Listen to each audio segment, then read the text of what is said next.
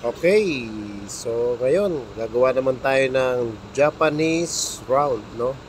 So dun sa una kong video, no, pinakita ko na doon yung mga tools. So ngayon, we will go directly on splicing Japanese round, no? So alam nyo, yung splicing, ang talagang pinaka ano dyan, susi dyan, yung pag may measure mo, sukatan mo talaga, markings, no? And when it comes to splicing, no, dalawang bagay yan. Ano bang gusto mong gamitin? Gamitin mo sa eye, yan, itong gagawin ko. Kung gagamit ka ng mga sling o eye, gagawa ka ng eye, the best to. And iba rin yung, yung ginagamit natin sa mga timbol, no? So susunod ko sigurong video, yun ang gagawin natin, no? So, ganun pa rin, no? Tulad nung unang ginawa ko sa international round, I prepare always 4-2. Yung 4-2, 4-2 style ko. Yan, 4-2. Hatiin mo sa 4-2 pag nakapag-mark ka. Yan. So, pag nahati mo na, so ibabalik mo na naman yung dalawang strand. So, it's always nasa ibabaw yung dalawa, no? Yan. So, tatapat mo lang naman yan doon, no? Para mabalik ulit siya sa kanyang para mabuo yung wire. Yan, no? Tapos, adjust mo. So, huwag kang basta magsusuot, no? Lalo na sa unang pasok. Kailangan make it sure na pantay yung pagkakabalik ng dalawa dun sa mga 4 na strand. Yan, then suot mo na yung dulo. Yan, kaunting hila. So, again, ayusin bago magsuot ulit. So, yung nakaka-problema kasi dyan, pag suot ka ng suot. No? Yan, then, ang pangatlong pasok mo yun. No? Okay na siya, no? Tapos, kaunting arrange lang. So, of course, yung 4, laging kulang yan ng isang pasok, no? So, tulad din yan doon sa nauna kong video, no? Ganyan ang paraan. And that is the best way, no? Kung gagawa ka ng mga sling.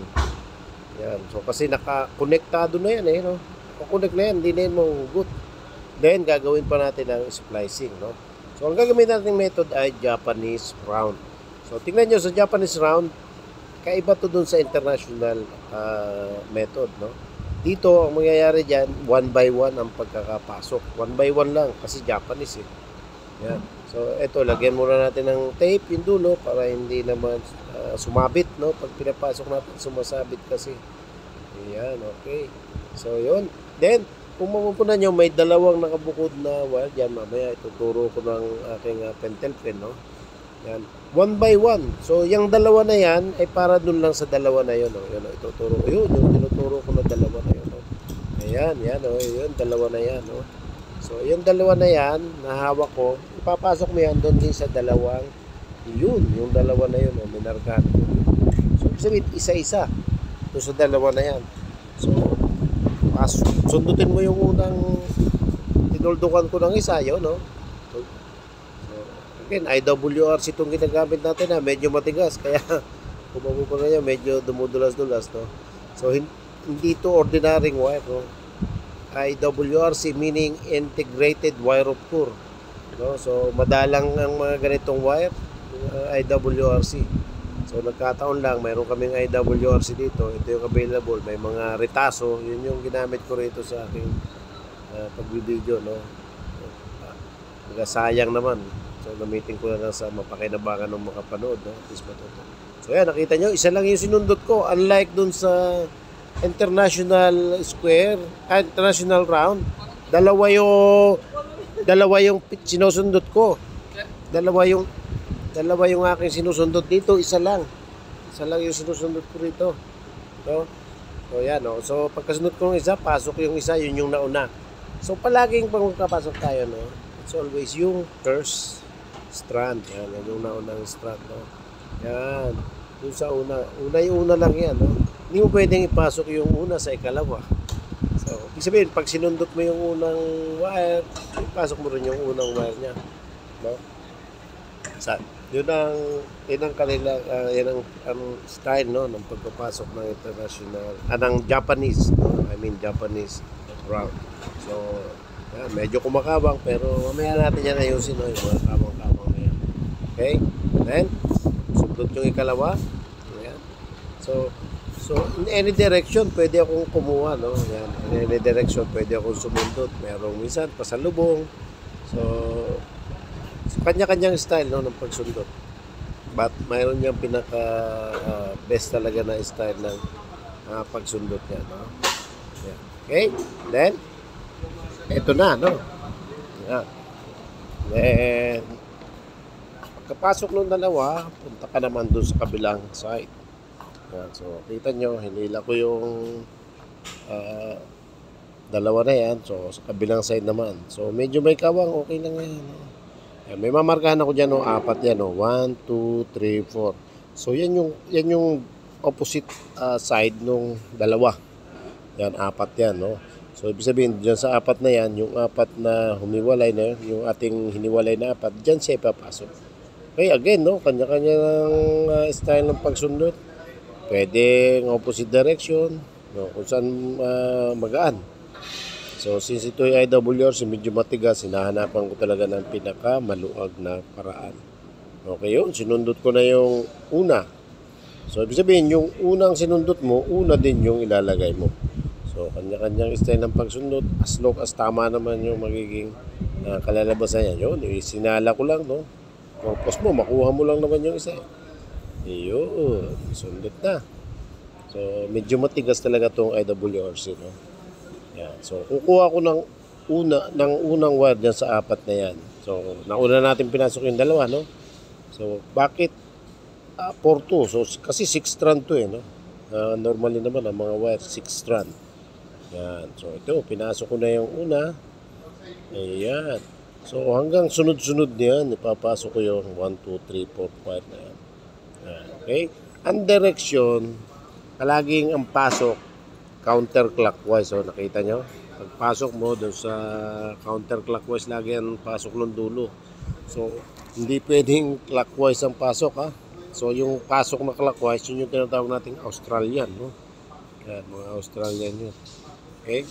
So, siguro pupunta tayo doon. Hindi naman masyadong ginagamit yun, kaya hindi ko masyadong pinagpapraktisan yung Australian. But, pag marami ng request, we will do it, no? Gawin natin yan. Okay, so ito, ikalawa na to sa 4 na ipapasok. Yan, ikalawa yan. Okay, yan. So, medyo magalaw. Sensya na kayo, medyo newbie pa. Nagpa-practice pa yung cameraman ko. Yan. So, again, no, baka makita nyo, sir, bakit sobrang ikli naman ng kabilang dulo? So, practice lang to, no? Pinapakita ko lang sa inyo yung procedure on how to splice a Japanese round, no? So, kunwari, gagawa ka ng sling, no? Siyempre, pag gumagawa ng sling, dalawang dulo, mayroong loop. Yan. So, ang pinapakita ko lang sa inyo, yung tamang pagpasok, paano ba gumawa ng Japanese round. Yan. Okay? Yan. Yun na. Okay, so dalawa na lang naiwan. So, kung makikita dalawa, pero bakit 3? So, yung pangatlo, yan yung core. Kaya nga integrated wire of course yan, no? Ang kanyang laman ay wire din. And yung mga normal wire na na-encounter nyo, yan yung mga ang gitna ay rope din. No? Ito IWRC tawag dito sa wire na yan. So yun, papasok na yung pang-5 na to. Pang-5 na yan sa ipapasok. No? Yan. Okay? Yan. So isa na lang yung naiwan dyan. Yung isang core, saka isang strand. Okay, hila. Yan, okay. Yan, okay. So, susundutin na yung pinaka-last. Yan, last na to, last na. Yan, last na yan. Yan, last wire na yan. Ito na yung pinaka-last. Yun. So, sundot na yung last. So, pagkasuot nung 6, no, ugaliin nyo, palaging hila-hila lang ng konti, no? Tisa-tisa ng konti. So, dito, papakita ko sa inyo, ako hindi masyadong nagtitisa, no? Ang style ko, sa hulihan na lang yan. Papaluin ko na lang yan ng hammer, ng bull hammer, tapos, yun, papantay naman yan siya, no? And mamaya, no, pakita ko sa inyo, yung core na yan, yung naiwan, puputulin natin, para hindi sa gabal, no? Yan. So, maganda rin yung nahihila, no? Pero kanya-kanyang style yan ng pag-splice. Yan. So, nasuot na natin ng tag-iisa yung 6 na strand, no? Tag-iisa.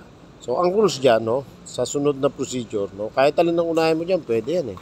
Pero mas maganda, unahin natin sa baba, no? So, ang style dyan, no?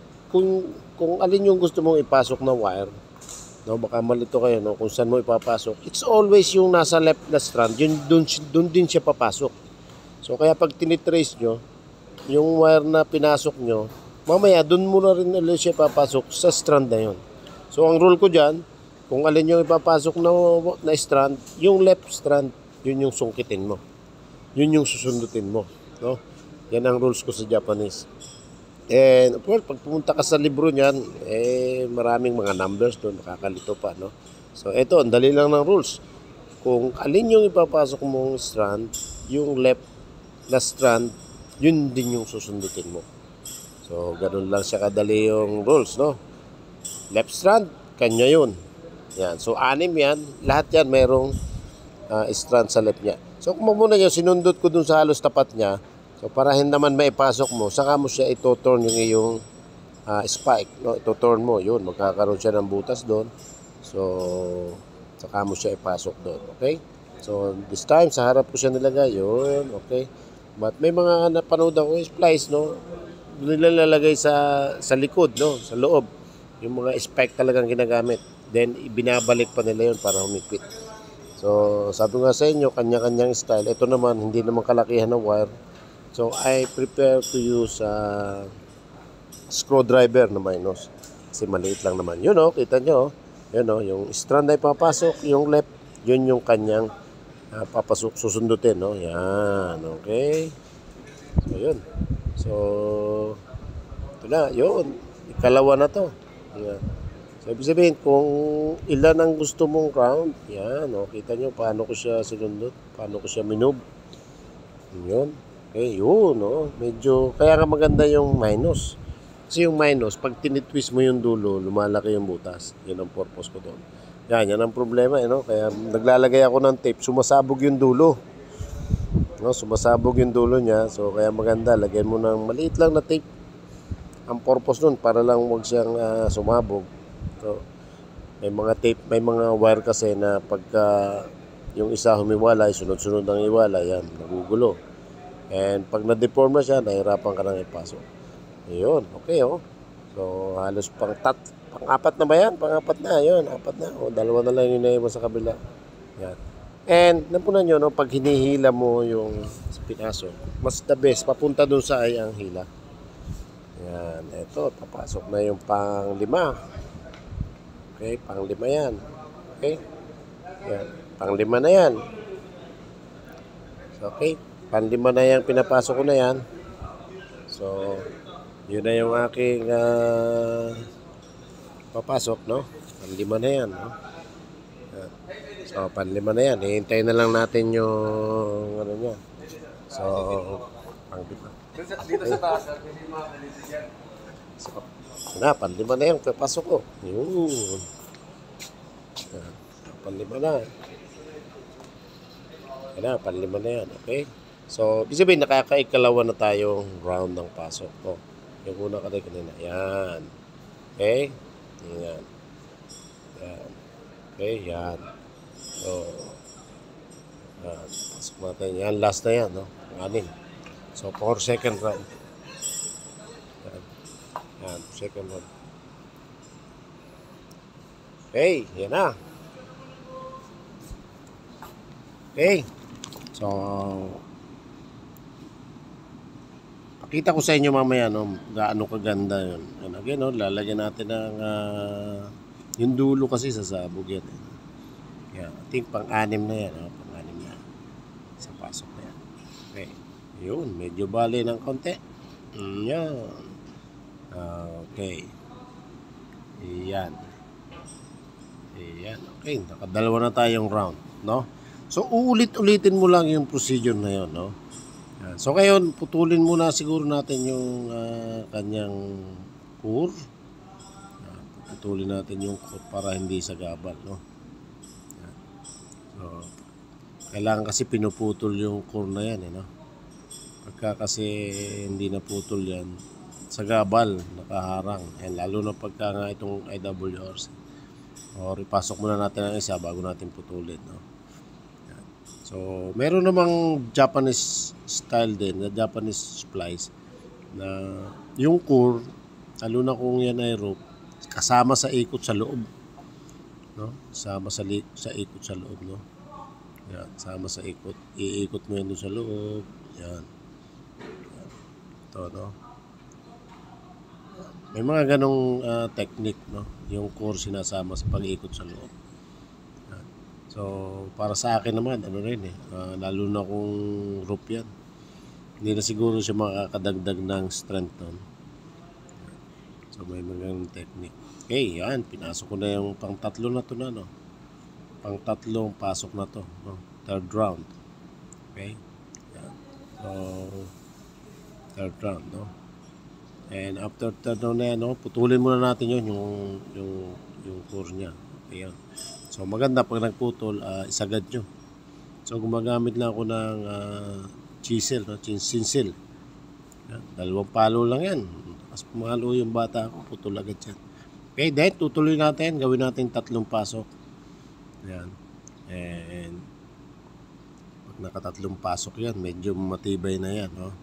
So, it is depend, no, kung ilan yung required. May mga nagpapagawa. Gusto ko 4 na pasok. O, yan. So, matibay na yun, 4 na pasok. Normally, 3. Hindi na yan hugot. And kung nakita nyo kanina, dun sa binaa ko, no, binalik, dun pa lang, hindi na mahugot yun, no? Yan. Okay, yan. Tutuloy-tuloy natin hanggang maka-ikot pa tayo ng isang pasok. So, kung titignan nyo, parang magulong tingnan, no? Pero, pag yan ay napalo, yan, doon yung makikita yung ganda ng Japanese round. Actually, itong Japanese round, ito yung para sa akin pinakamagandang tingnan sa lahat ng splice. Pumapangalawa na yung international square. Yan, yan, maganda sa yun, okay, yan. So, ikot pa. Yan. So, tinatry ko kasing ibalik. Medyo maikli na yung dulo, kaya yan. Okay, so dagdagan pa natin ang pasok hanggang pumantay sila, no? And maganda yan, no? Kung papasa kayo, ibit. Napunan nyo, no? Doon ko sinusundot sa gilid o doon sa puno nung ipapasok. Kasi may butas na yun, eh. Yan ang isang sa mga technique para madaling magsundot sa Japanese, no?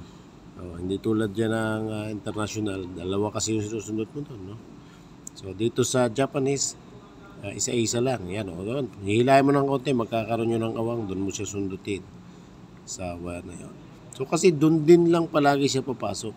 Kumbaga, in Japanese splice, yung wire na pinasukan niya ng una, doon din siya papasok hanggang matapos ka. So, kaya laging nasa left niya yan. Oh, yan. Yun ang ano dyan. Oh. So, kumaya, pakita ko sa inyo pag natapos ito. Ang ganda niyan. Pag pinalo na natin. Okay. Yan. Pasok. And, again, no? Itong Japanese splice, ginagawa natin pang slick. And baka may mga nakakaalam sa inyo ng regulation, no? Hindi naman talaga allowed na, no? Na gamitin mong ikakabit, kunwari, papalit ka ng gangway, no? So, we are required to use yung mga mechanical splice. But in case of emergency, kailangan marunong ka rin. Paano kung maputol? Paano mo ma-splice? Hindi ka marunong mag-splice. So, yun yung gamit ng skill mo sa pag-splice.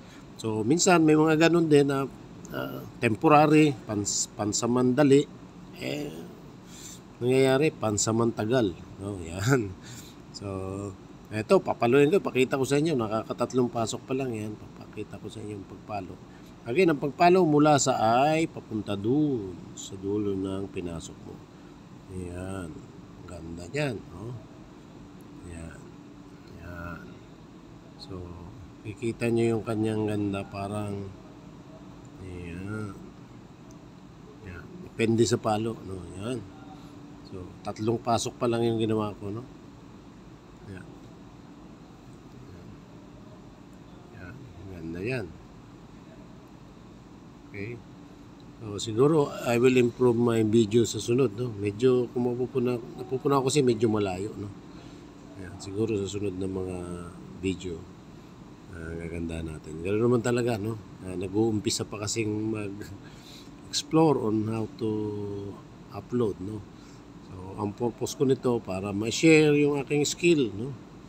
Ma-share ko sa inyo. Ayan, Japanese round, ganda niya, no? Ayan. So, ganda.